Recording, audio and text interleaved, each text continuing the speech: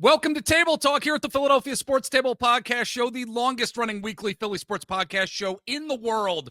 12 years strong. We got a great discussion coming your way regarding this Philadelphia Flyers offseason and what may happen during this upcoming season. Haven't talked Flyers too much recently on this podcast platform, but to get into this team, this offseason, and what the future holds for the Flyers, we've got our great friend Ryan Quigley. Buddy, how are you, my friend? Jeff Warren, I'm doing wonderful, and I am excited to be back on the pod. It's been a while, and there hasn't been a ton to talk about anyway. It's the off season. Right. The Flyers are quite dormant at the moment. Danny's up Right. he's at the cottage. You know, he's doing whatever he's doing. Yep. So, but it's good to be back talking about the Flyers. I'm excited. Absolutely. Look, like we said before we hit the record button, this season is going to be here before we know it. Camp is going to be here before we know it. We're going to dive into some storylines here. But Ryan, tell everybody where they can find you online, where they can get your Flyers content. Let everybody know. Yes, so you can find my content as well as all of my great colleagues at Broad Street Hockey. All their content, you can find it at broadstreethockey.com. And you can also find us on YouTube. We've been doing a lot more video content, a lot more video / podcast stuff. So you can find us all there.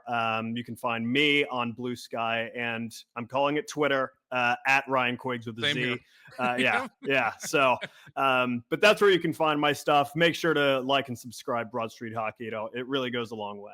Absolutely. And folks, as you may know, I've mentioned it a number of times, broadstreethockey.com, one of my favorite sites out there for Flyers hockey. I'm a $5 subscriber. I just want to make sure that I'm contributing to the folks over there because they give fantastic content all the time. Again, head on over to broadstreethockey.com. Be a subscriber, $5 a month.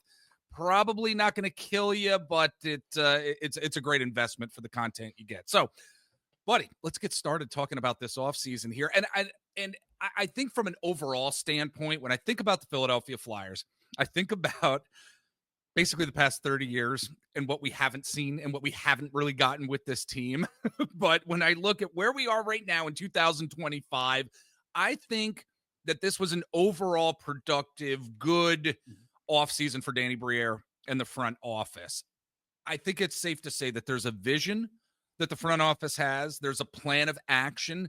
Nothing is ever 100% perfect when it comes to hockey, and especially when it comes to the Philadelphia Flyers. But I'm happy at where this vision and plan is currently at right now. And I certainly want to get your thoughts. So what are those thoughts you have on how we should be viewing this Flyers offseason as we start looking towards camp and start looking toward this regular season here?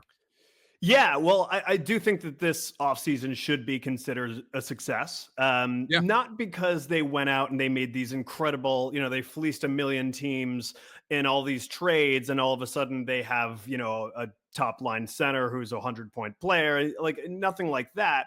But I think what makes this offseason a success is the fact that there is a vision and there is a plan, like you mentioned. And that was one of the issues that kind of plagued the Chuck Fletcher era, I should say, is that it seems like they were just kind of throwing what at the wall and seeing what sticks. Right. And it seemed like there wasn't really a cohesive plan. And for Danny Briere, it seems completely opposite. It seems like every move he makes is very calculated with the long term in mind. And so that's what I'm excited about with this offseason. And so again, it's not like they went out and they got some sort of sure thing as a top line center or number one defenseman, but they did go out and they got a player like Trevor Zegras, who is by all means, and he's a reclamation project, but that's an exciting move that has an eye looking down the road on the future. So to me, that's exciting. He's staying true to his plan. They're not going nuts. They're not trying to, based off of his moves, it's not like he's very clearly stating we're going to win now. That's not what's going on. It seems like they really have an eye on the future, and that's been kind of the whole vision all along. So it's good that there's the consistency there with it. And I think that is so important because us Flyers fans, and we know how divided this fan base can be, for us to, I hope all of us to sit back and say, yes, there is that vision. Like if we can come together as a fan base and say that, I think there's more possibilities of us enjoying this coming season, knowing what it is that's right in front of us here at this moment as we're looking towards the future. And we're certainly going to get into it. And I mean, you mentioned Trevor Zegras right off the bat here, and I wanted to get into him a little bit more because that one offseason move that I think was definitely an A+ move from Danny Briere in the front office was acquiring Trevor Zegras. Yes, he's a rehab project at this point, but they really didn't give up too much to get him. So what are your thoughts, maybe in a little bit more detail here, Ryan, about Trevor Zegras and how he may help to propel this team to another level, should the thought process of the front office really come to fruition here? What are your thoughts? Yeah, well, I mean, you're totally right. He is a rehab project. This is not someone who, last season is coming off a big year or anything like that. Yeah. He's been rough. He's had a couple rough years in a row, and you could attribute that to injuries. There were some issues with him and the head coach in Anaheim. I think that was a pretty big issue as well. And some may look at that and think, well, could that happen with the Flyers' new coach, Rick Tocchet? I personally don't think that would be that huge an issue because just how Rick Tocchet is with players, but seems like everybody unanimously loves the guy. So I don't think that'll be too much of an issue. But overall, listen, before these last couple seasons where, again, there was some injuries involved, Trevor Zegras was known as and considered pretty much league wide as one of the more exciting rising stars in the entire NHL. And, that's a very exciting thing to be adding to the team. And so granted, they got to get him back to that, right? It's not like he's a sure thing. It's not like he's going to come in and put up 70 points and play all 82 games. That's not exactly a realistic expectation. But the fact that the Flyers got someone who wants to play center and has played center before and has the point production of someone who's a top 6 guy, there's a very real possibility that the Flyers have, at the very least, a totally solid 2C. So that's good. That's a very good acquisition for not giving up any premium assets. Like, listen, say what you will about Ryan Poehling. I thought he was a great fourth liner. I'm giving away Ryan Poehling 100 out of 100 times for Trevor Zegras. I don't care. So that is a very, very good bet for Danny Briere and company to bring this guy in. He's absolutely a reclamation project, but this is an experiment worth trying out. See if you can get him back to what he was a couple years ago when he was on the cover of the video game and when he was doing the Dishigan and the Michigan and all these different crazy goals. That creativity offensively is what I think the Flyers could use more of. And just the fact, you pair him with Michkov. What an enticing, fun idea. I mean, it's just going to be so much fun to see. I think when I look at Zegras and I look at certain players like him in this with the situation that he's in, Ryan, and maybe I'm just, maybe I'm thinking too much lollipops and rainbows here, but he has something to prove, not just to himself, but to the league. He has something to prove to the Philadelphia Flyers now. This is a new beginning for him based on where initial expectations were for him. He's had the injury bug here and wanting to get back to another level and wanting to reclaim perhaps what he once had from an overall, how could I say, from what he should be, and what fans think he should be, hockey fans in general. And I think that bodes well for what he could be for this team, because again, it is a new beginning. That's why I love this so much, because he has a lot to prove to himself. He's got a lot to prove to the hockey world in general. Yeah, no, and that's exactly it. Like, it's kind of like that, and this is apples and oranges because it's two different sports, but it does kind of remind me of that old quote by Jason Kelsey, which, well, actually, technically, I think it was Jeff Statland who said it. Hungry dogs run faster, right? Oh, yeah. Yeah. And it seems like he has that hunger to prove people wrong, just like you mentioned. And so it makes you wonder, like, if he comes into the 2025, 2026 season, is he going to have that little chip on his shoulder where he takes his game to the next level to prove to everyone, like, hey, I'm still here. I'm still Trevor freaking Zegras. And I'm about to show you all that you should have never counted me out. I'm still very much that guy, that dude. Yeah. So it's an exciting, that's exciting to kind of keep an eye on, see if he does have that extra gear to prove people wrong. I think we're going to see it for sure. But as we're moving along with the conversation here and talking about some new talent on this team, the Flyers, as we know, they definitely needed a center this offseason, and they got one in Christian Dvorak. Mhm. And look, it's a 1-year deal. This isn't some sort of a talent coming into the Flyers organization here that's just going to light things up. You know, he's Mhm. probably a third line center at this point here. But the fact of the matter is they made a move. And it goes back to the vision and the plan of Danny Briere, I think. So I wanted to get your thoughts on Christian Dvorak and what he may be able to give to this team and why this particular move may be important in terms of this next year. Yeah, I do think that this is one of the moves where there was like a little bit of criticism, and not because Yep. Christian Dvorak is a bad player. I just think people look at that 5.4 million price tag and they say, Yeah. "My God, he's a maybe a third line center. What are we doing here?" Listen, it's a 1-year deal. This is a year where the Flyers are far from a guarantee to be even in the running for a playoff spot. So Right. truly, really, what does it matter? So give their if their goal is to try and shore up the center ice position, this is a good bet to make. See what he can give you. He's familiar with Rick Tocchet. He's played for him. He played for him in Arizona. So that's exciting. And I think, is he some sort of big time, he's gonna have this career year? Probably not. I do Right. think you're right. I do think he's probably a third line center, maybe even a fourth line center if the Flyers. I mean, you got Jetlachenko. He could win That's himself a true. job in training camp. Like, it's Yeah. not out of the realm of possibility that he could be playing those fourth line minutes. But the thing with him is that he is a very, very good man in the faceoff dot. So that's something that they've needed a little bit more of. Yes. And I don't think this is a bad bargain. I really don't. Like, is it a little bit of an overpay? Yes. But it's also a position of need. And he is a guy who has proven that he's a totally serviceable center in the NHL. Veteran guy, hard worker, plays a 200-foot game. I think this is a totally fine signing. And, don't go into this year expecting him to go off, because that's just not that's just not his game. He's going to Right. play that 200-foot game, and he's just going to. I think he'll be a totally solid addition, and we'll see what happens next offseason. Maybe they re-up. Who's to say?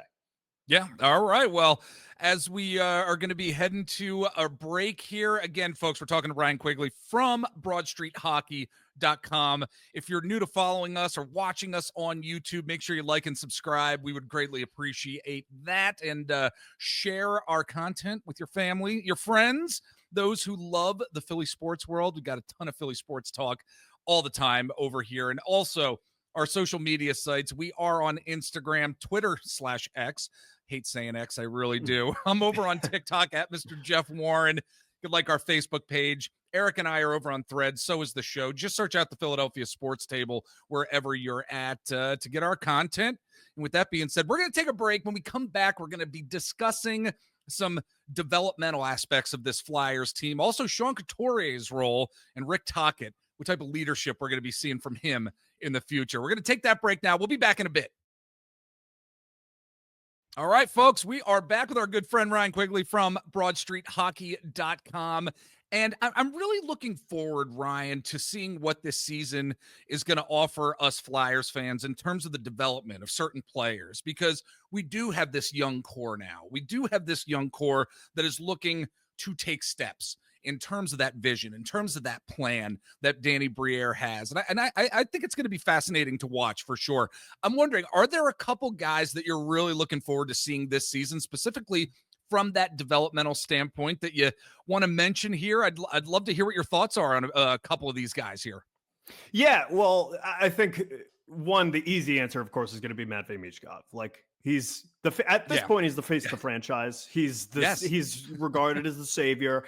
And for him to have the season that he had as a rookie, 60 plus points, you see that creativity. You see how he dazzles with the puck. Just this hockey IQ. He sees the game at such an incredible level. Really excited to see how he takes his game to the next level, because I do think that there's a second level. I do think there could be even a third gear that he reaches. I truly believe that he has the potential. he's going to be an all-star. I'll just straight up say, I really believe he's going to be an all-star one day, probably, maybe even this season. He could go even beyond that. I really think he is going to be the cornerstone of this franchise for a long, long time.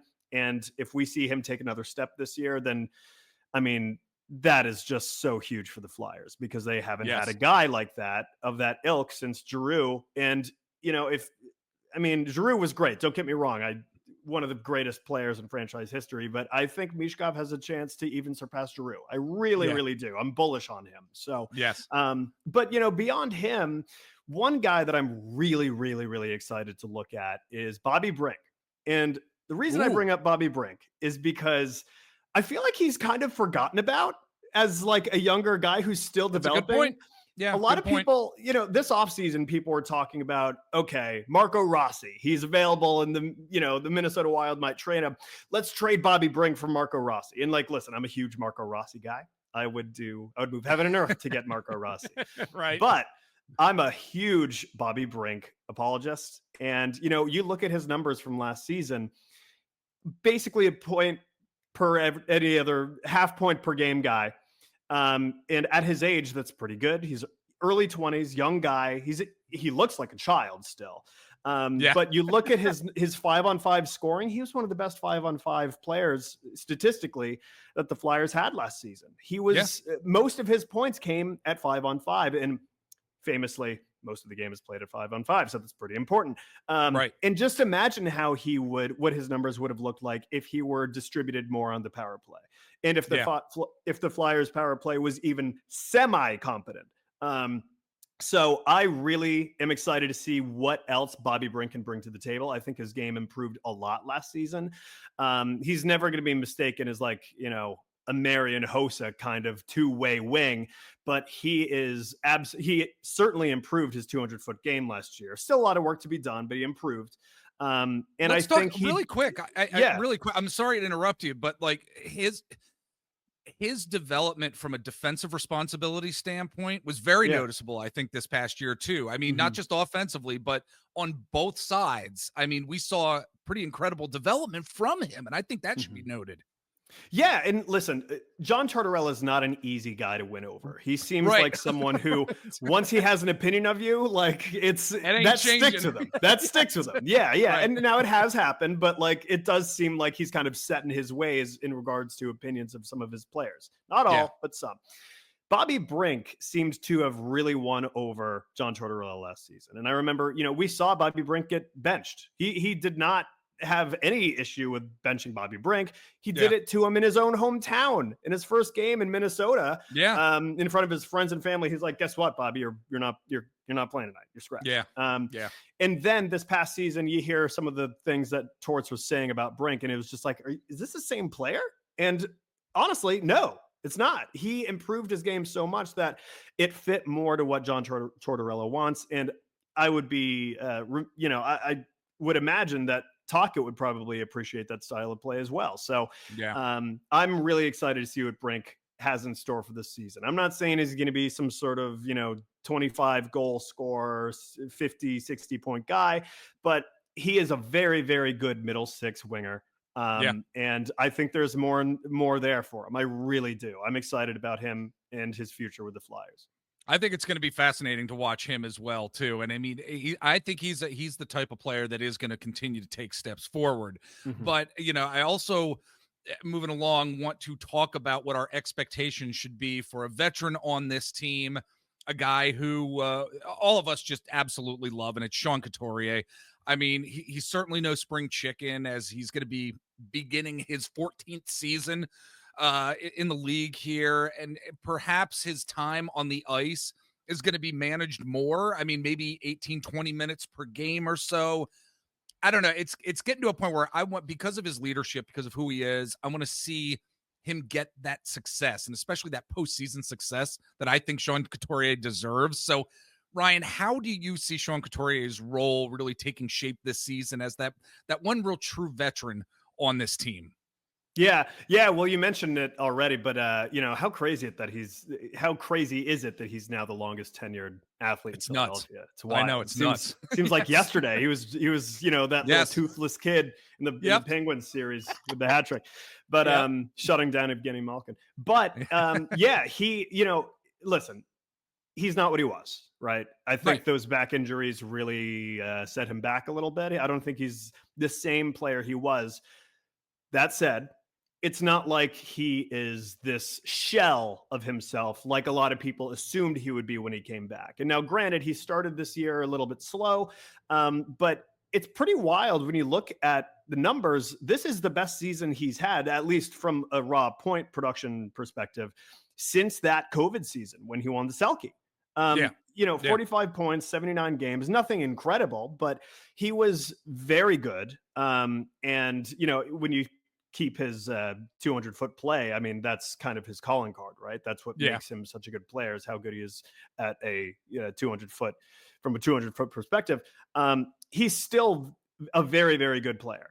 The situation now is, he's not your optimal, your ideal 1C. You want to have a first line center who's going to Yep. be, kind of pushing that century mark from a point perspective. Not all the time, but that's on a wish list, right? Sean Couturier is not that kind of guy. He's not going to, at this stage in his career, certainly he's not going to be putting up big point production.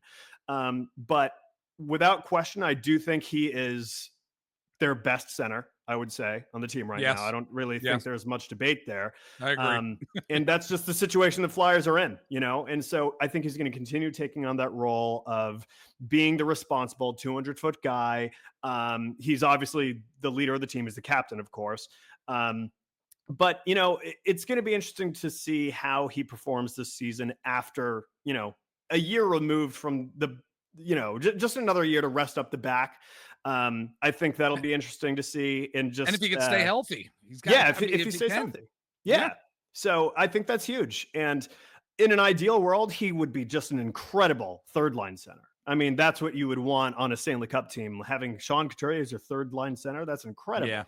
Yes. The Flyers aren't that team right now, Jeff. No, not even close. So they've got some time to figure that out. But at the time being, listen, I could see a world where the Flyers, kind of deploy Sean Couturier and use him as their first line center until further notice. And that's just the world we live in right now. So, and that's not exactly terrible, because he is still a good player. He just needs to stay healthy.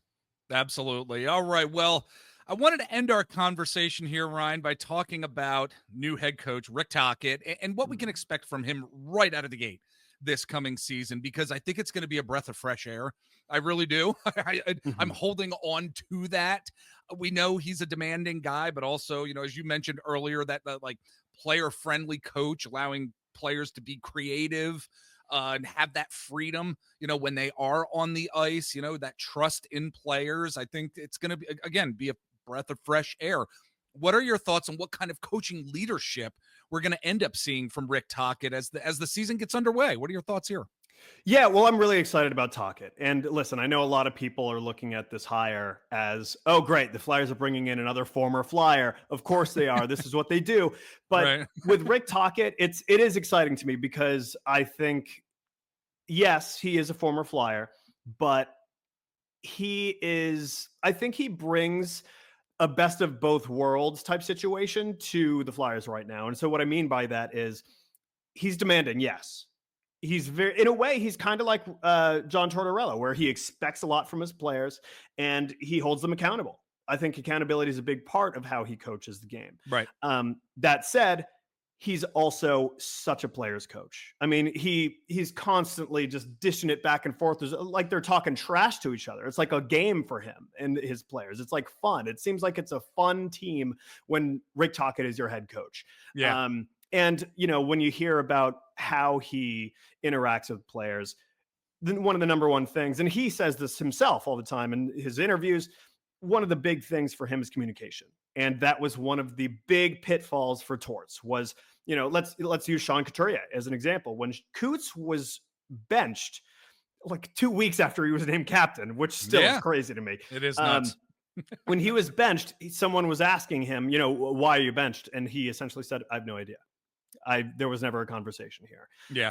And that's a situation that would never, ever, ever happen with Rick Tocchet. He's going to let you know exactly what's going on. He's going to tell you how he's feeling. And I mean, that's how you should be as a head coach, right? And, it's exciting to know that there's going to be some major improvement in communication with players with Rick Tocchet at the helm. And it just, it's just, I think the locker room is going to be in a much better place. And now from an on-ice perspective, I know that there's a little bit of fear that, the team is going to become dump and chase heavy. People are going to, gain the zone, toss the puck in, line change, get the forecheckers in there to try and win the puck battles. And that is part of how he coaches his teams. We're going to see want it. that. Yes. Yeah, it's going to happen. Yeah. But newsflash, every single team has to play a little bit of dump and chase. You simply must to survive in the year 2025 in the NHL as a team. So that's going to be happening for the Flyers. But, Tocchet has come out several times since being hired and said, listen, a guy like Matvei Mishkov, if he's got the puck and he has room to enter the zone, I'm not going to tell him to just dump it in for no reason, give the puck away. That's not what we're trying to do. We're trying to, it's situational. If, there's a guy coming at you and you're trying to gain the zone and he's right at that blue line, ready to take your head off, dump that in, live to fight another day and go and get that, fight that puck battle, But if you have space, you have time, there's no reason to just dump it in just to dump it in.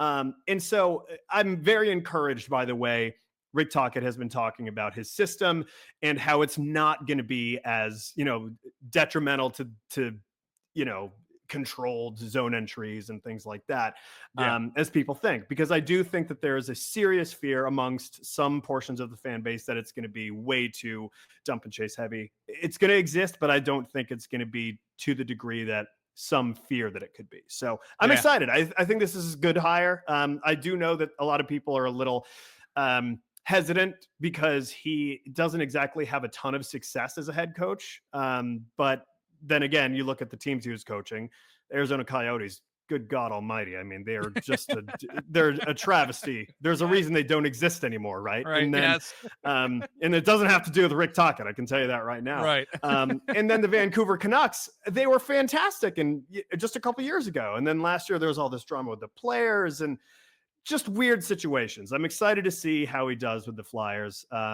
It's just, I think some much better days lie ahead. I really do think that. Yeah, absolutely. It's going to be an exciting season, folks. It's not going to be perfect, like I mentioned before. It's not going to be all lollipops and rainbows, but we are going to see, I think, the fruition of aspects of this plan, of the vision really coming together. So again, folks, Ryan Quigley from BroadStreetHockey.com. Buddy, let everybody tell everybody where they can find you on the interwebs out there if they want to follow you and see what you're doing out there. Yeah. Check me out on Blue Sky /Twitter at Ryan Quiggs with AZ. And then also make sure to like and subscribe Broad Street Hockey. We're doing great work. We just started our top 25 under 25 series, which is a staple of ours. We do that at least once a year. I think now we're starting to do a mid-season top 25 under 25 as well. So just kick that off. And I bet you have no idea who number one's going to be, guys. I'm sure you have not an inkling of an idea of who that could possibly be. So, I'll tell you, it's killing me. I don't know who it's going to be. It's killing me. Pins and needles, right? So, yes, absolutely. But go like and subscribe. Broad Street Hockey. We're doing some great work over there. Appreciate you appreciate you coming on and having a great discussion about this team. Ryan, come back and join us in the future. I'd love to have you, my friend. Absolutely. Thank you, Jeff. It's always a pleasure.